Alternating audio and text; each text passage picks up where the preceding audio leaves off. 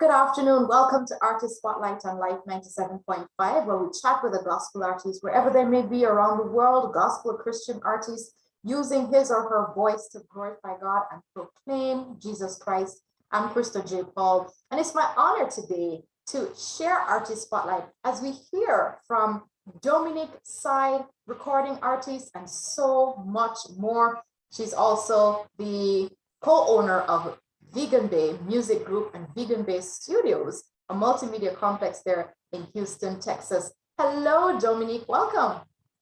Hello, Krista J. How are you? I am doing well. Thank you. Nice to meet you. Nice to meet you. How are you? Thank you for having me. I really appreciate it. Yes. Good to see you. Good to be able to chat with you. I'm thankful that technology can bring us together, even though we're so far apart. But I would love to come visit you in person. That would be great. I like that. That would be great. That would be absolutely fantastic. Oh man. So Dominique, you seem to just have a lot happening for you. You have your music, you have your music group.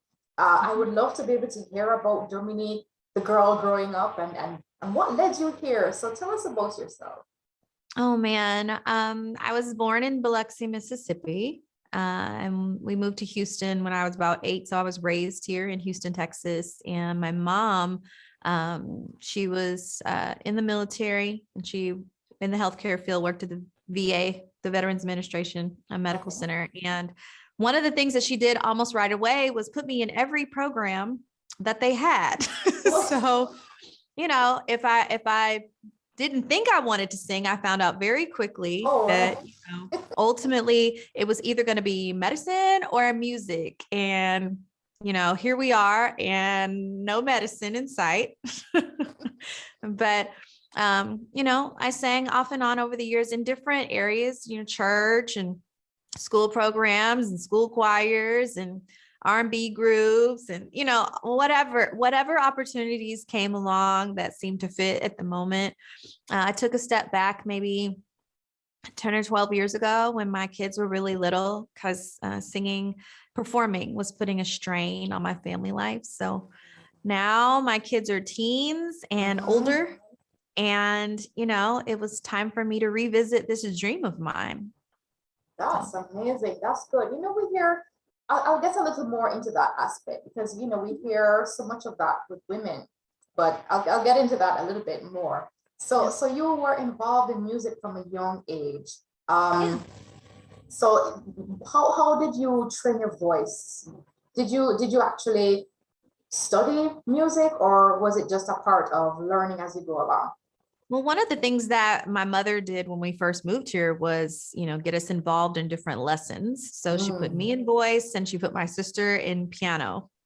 And, we stuck with that for a little bit. But I mean, a single mom, just trying to make her way, it just didn't, consistency wasn't, a way, it just didn't work out. But when we had opportunities, by the time I was, when I went to college and I decided pre-med was not for me, one of the extracurricular things that I did was I joined the gospel choir. I went to Oral Roberts University in Tulsa, Oklahoma for about 2 years.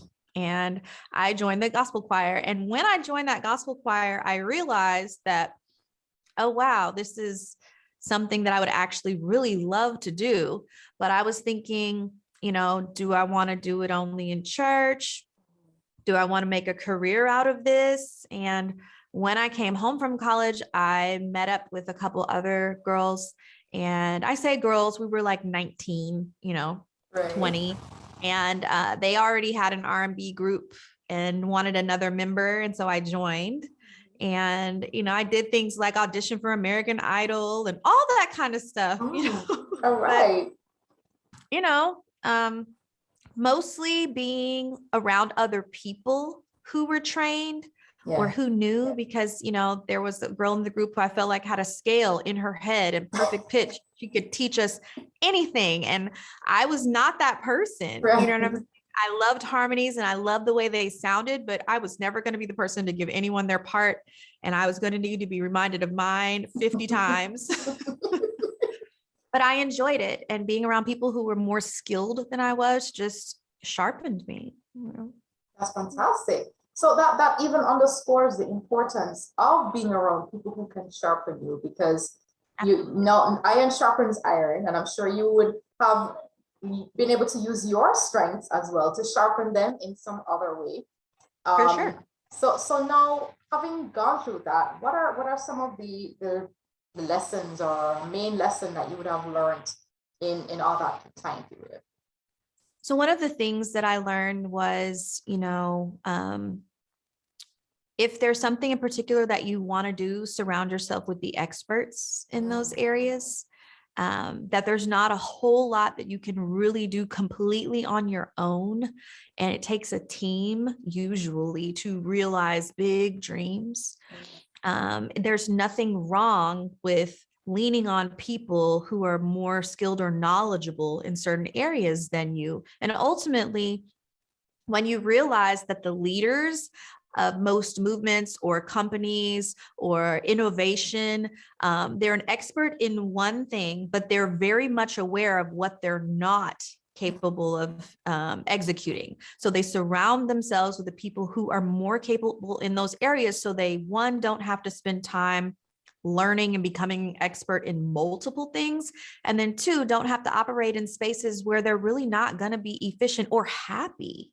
So, you figure out what it is that you're good at specifically, and you become the best at that thing. And then you work on attracting the people to fill the gaps. Otherwise, you're going to be spinning your wheels and become miserable, and maybe not even complete things, That's good. That's good. That even boils down to the fact that in the kingdom of God, we have different parts, and Yes. the eyelash can't do what the fingernails can do. No. So one of the things that I tell people all the time is I talk about the hands and the feet. and this is in kingdom, faith-based work. This is in advocacy. This is in all different areas, but specifically it comes from a biblical foundation for me.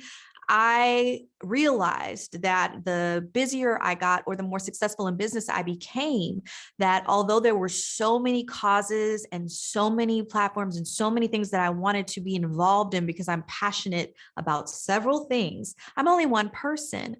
And so I should take my resources and be the hands to then therefore engage the feet. So connect with the feet, connect with the people who have the space and can create the time and have the energy to devote to physically doing the work, but may not have the resources or the backing or the connections. So I'm fully aware of my role in that space and comfortable and confident in that, being the hands. And then therefore, giving whatever is needed to the feet so that the work can be done. I love that. I absolutely love that concept. And that's something that even as Christians, we need to understand, that if we're called to be hands, we're not called to be feet. No. And that's an important lesson. Yeah, somebody needed to hear that, Dominique. Somebody needed to hear that. So even having learned that, I mean, would it have taken you a long time to learn this concept? Because, some people, it may take a short time, some people, it would take a lifetime to learn. I would say that it took me, everybody's path is different. Right. And, time is relevant to whatever else it is you have going on in your life and what your journey is. True. But I would say that it took me running in circles and feeling the weight of guilt almost, where I was like, well, oh God, I feel terrible that I didn't show up there and that I wasn't in that space. And then, they didn't see me doing the work here, or, how can I be with my kids and also working and also giving in this space physically? And I'm like, I sat there for a minute and I was like, God, you never asked me to do all those things. Ooh, yes. Oh, wow. That's good. That's good. You never asked me to do all those things. That's not your expectation of me. He gave me specific skills, blessed me with specific resources, and he gave me discernment. So I have to Amen. decide, free Amen. will. I have to decide how to Yes. leverage those things in the best way possible to make the most headway. That's my responsibility. Oh, I love that. I absolutely love that. Now, even back to what you said earlier about having to let that go for a little while, well, Yeah. over a decade. Yeah. What Yes. was that like for you? You see women, you talked about American Idol. I Yeah. remember seeing even in The Voice, as Yeah. a senior lady, she would have had to let go that path for the Yeah. sake of raising her children. Yeah. What was that like for you? It was a challenge. It was really a challenge. At the time I was 30-ish, and my kids were 4, 6, 8, Mm. in that age range. And um, I was married, and it was very difficult for me to have a job that demanded me be away from home for probably 12 to 14 hours a day. Have a husband with a schedule where he was away 24 hours a day, probably 3 or 4 times a week. Wow. Have these little kids, who were all in different schools or different programs. And I was trying really hard to still hold on. For the life of me, I was holding on because I Yes, felt like yes. that was the only thing I had that was my own. Mm, So once I that's good. realized that, it would require so much more support for me to see that through in that season, I said, okay, what is worth it? Like what is it worth putting my energy into? Well, right now my marriage requires this much energy and attention and focus. My children require this much, and there's no way I can't not do this job. We need me to have this job. Right, right. So I had to prioritize those things, but I still held on to the fact that one day I was going to come back around to it. It would be my time. It would be my time to pursue my dream. And I reminded myself of that. I never let that go. And Mm. eventually, I got back into singing in a church. Um, and I was leading worship for a bilingual service. Ooh. I am not bilingual. I don't Spanish, English. I'm not Okay. fluent in Spanish at all. Mm-hmm. However, the worship music that I listened to, one of my favorite worship leaders at the time was Carrie Job. And Carrie recorded a Spanish version of her English album. And I was in Yes. awe, and it was beautiful to me. And so I played it over and over. I sang it all the time in my car. It was mine. Even Mm. though I didn't fluently speak Spanish, Right, I connected with it because I felt like, the spirit is a spirit across the board. right. It doesn't Amen. matter which language you speak. That's correct. And he Okay. understands it, so. Yes, exactly. The church that I was going to, they partnered with a bilingual pastor, and they started a service. And I said, I was in the sanctuary one day, and the pastor walked in, and I was by myself, and I was singing, and I was completely by myself. My kids were in a class like basketball or something like that. And he said, "Do you sing here? Do you minister here?" And I was like, "No, they have a band and they're not looking for any additional people. They're pretty set." He said, "Would you be interested in helping to lead worship in the interim while we look for Wow. someone permanent?" And I was like, I'm not fluent. And I said, "Well, we have someone that plays keyboard and guitar, and you guys can co-lead." And I was like, "Oh, okay. So he can do the exhortation type stuff and I can just sing." Right. Gotcha. That's good. I was in love with that idea. It was Mhm. wonderful to me because I could take English and Spanish and marry them together and sing all the songs that I really loved and had heard and connected with, and lead a congregation. And I did that for a few years, and it was very fulfilling. And then I took a step back for a little bit because there were some other things going on in my personal life that were very demanding. And at the same time, they found like a permanent person to do, a contract for a couple of years. And I was like, that's great. Everybody's on the same page. It's wonderful. And during that time, I was trying to decide, okay, so what now? So I waited. And probably a few years into that, I made some other changes in my life. I became a vegan. I cut my hair. My hair was like down here. Uh, Really? Oh yes, yes, yes, man, yes. that's a cute cut though. Thank you. So I was moving into a space where it was about self-care. So Mm, what is it that I want to do for myself now that I've gotten past the making babies, creating babies, carrying babies, feeding mm-hmm. babies, that what is next? Who Right, am I outside of that? that's So good. I started doing little things, for myself and discovering myself. And I, I mean, you could say unfortunately, but I don't think anything happens By without there chance. being some kind of positive on Yes, the other side. But yes. I got divorced, um, and I had been married for 17 years. And Mm, at that point was my whole entire adult life, essentially.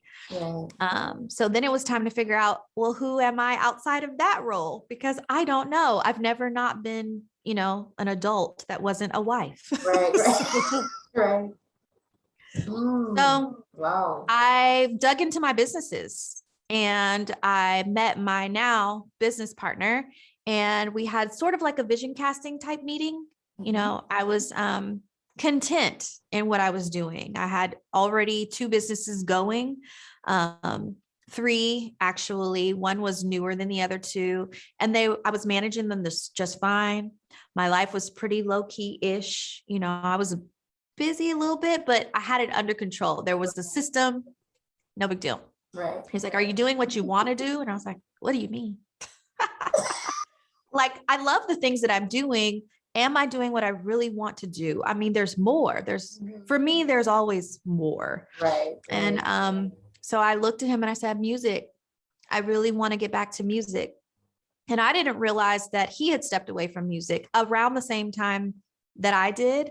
And Whoa. he had a background in production and he knew gear and equipment and all those things. And he said, let's build a studio. Wow, just like And that. yes. And in my mind, I was like, what? But out of my mouth said, okay.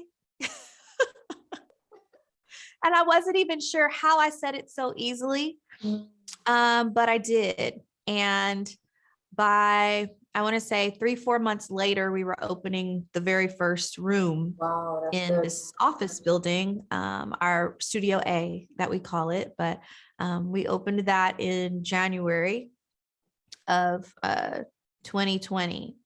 Is that correct? Yes. That's And, amazing. then COVID. Yes. Wow. Oh my. Wow. Well, Yes.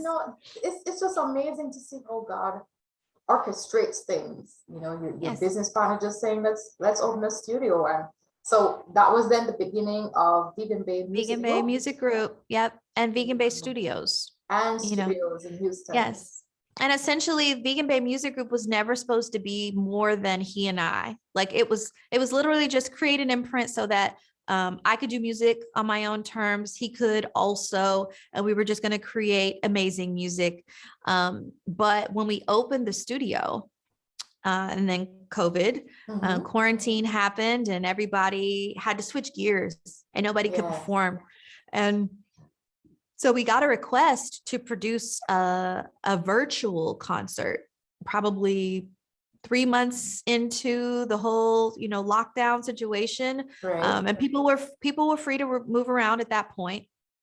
But I didn't know anything about production and media, any of those things. But how do you use the space that you've created to help it pay for itself? Right. You Right. have to, have other people use it. Yes. And You, so you, that you, you was, you need I the was, elbows and the knees. yes, yes, yes, you have to let other people use it. So we Yeah, produced that virtual concert, and that was the beginning of our that's pivot in our wonderful. business model. That's good. And we went on to produce virtual conferences and shoot commercials and people's Whoa. virtual keynotes for different events. And we're like, wow, this space is crazy. I don't think anybody really saw it coming, but we were busy doing that. All of the virtual versions of the events that were, used to happen in real life. Yeah, you know. Wow, that's you know? amazing. That's amazing. So you Yes. see God opening these doors, Mhm. door after door after door, as you just step Yes. in what it is Yes. that you're Exactly. supposed to And as we do. became more busy then, Mhm. or more in demand, our services became more in demand. We expanded in this space and we were adding like one room per month or two to our Oh, lease. So it was like, oh, we need to renegotiate this lease. We need to add this room. Oh, now we need to add this room. Now we need to add this room. that's And amazing. during that time, there was a company that moved out of the end of the building, which was the only part of the building that we didn't occupy somehow. And once we found out they moved, we're like, well, we want that too.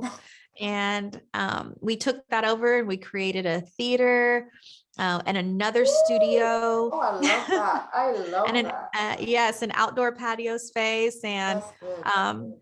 we use that frequently. You know, people book it out for shows, comedy shows, concerts, parties, That is whatever it is that they something want. else. Church, we have a church that rents that space for their service Mhm. on Sundays, and it's been amazing. That is And now we're something else. expanding the other direction because I've moved some of the businesses that I had when I started here. They've grown or transitioned. So I've moved them out of this building so that we can take over those spaces and use them for vegan-based studios. That is amazing, Dominique. My goodness, you have quite a Yes. testimony, quite a story, and I know that Yeah. somebody was definitely blessed by all you just shared. And I don't know what you're gonna do with it, but you have a major story to tell for sure, for sure. Thank you. And you have this Christmas song, Oven, Yes. Oven, Emmanuel. You did the Yes. dawn side. I want to hear, Yes. even we're running out of time, but I need to hear about this song and how you got into it. Yeah, for sure. When we started the label, we first released a song by another artist. And like I said, we were never supposed to sign another artist, but we believed so much in this particular person, Tatiana Barnett, Yes, she's that, good. we signed her immediately and then reproduced I Need You, which was her first single. Mhm. And she had no interest initially in doing any of that, but we were like, come, please. We believe in everything you're doing. So one of the things that my support system kept in front of me was the reason why you started this is because you wanted to release music. And I hadn't done anything original yet. And they said, we just need to get you in the studio. We just need you to do something. Do Wow. a Christmas song. Christmas song, that's easy. Yeah. You love Christmas music, choose a standard and at least release something. So last year I released Oben Oben Emmanuel as a single, as a solo, you know. Okay. And when we recorded the holiday special, because there's a visual that goes along with this album, we recorded the holiday special and I said, let's do a twist on this song and freshen it up. I'll invite my son, Don. And that was his first time ever being in a studio recording music. It was his first time being on a Oh, set, that's recording a visual. amazing. He's a musical theater enthusiast. He has a beautiful voice and he's an amazing actor. So when we decided to put out the music from that special, we went in and retuned a few songs and mixed and mastered it and released this. And I was so proud to have Oben Oben Emmanuel re-released, including my son. Oh, that is so amazing. Yes. I totally get that as well. Oh man, that Yes. is wonderful. So Yes. so just in a minute or so, what's next? I mean, I know you didn't see what was coming next with all those rooms being added, but what's next for you, even in terms of your music? Oh man, there's so much in the works right now. Right now, I am focused on two things for myself personally. I've got new music coming. You know, I am a pop artist, and so I put out an EP over the summer.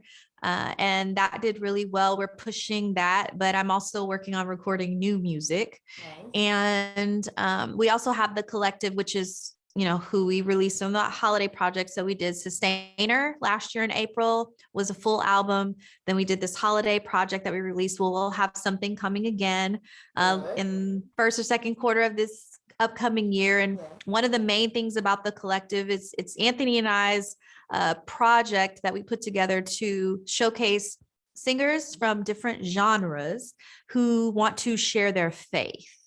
So it gives opportunities to artists who operate in the R&B, realm, or pop or rock or whatever, or gospel. It doesn't matter. If we all share the same faith, then we want to come together to promote that. Then this is the platform that we created for that thing. So we're working on new music with the collective.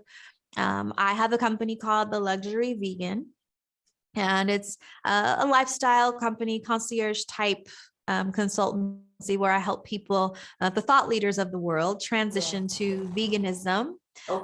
And veganism for everybody is not the end goal, but for me, I consider it a compassion-based mindset shift. So I help people center themselves from a compassion-based mindset perspective. Okay, interesting, Dominique. My goodness, you have so much going on. I do. I really do. I really do. How can people follow you so that I can, continue with you on your journey and get your music? So Instagram is definitely my primary platform, and Vegan Bae Dom. So VGNBAEDOM. So I'm there. Everything that I have going on is seen on Instagram. I'm on Twitter, same handle. Facebook, Dominique Side. YouTube, Dom. All the music. You can go to the Vegan Bae Music Group YouTube page. We have Instagram also, and Facebook, Vegan Bae Studios on Instagram and Facebook. So follow us everywhere. All right, lovely. Thank you so much, Dominique Side, for sharing with us today on Artist Spotlight, and we wish you all God's best in every single aspect of your work. Thank you so much for having me. God bless you.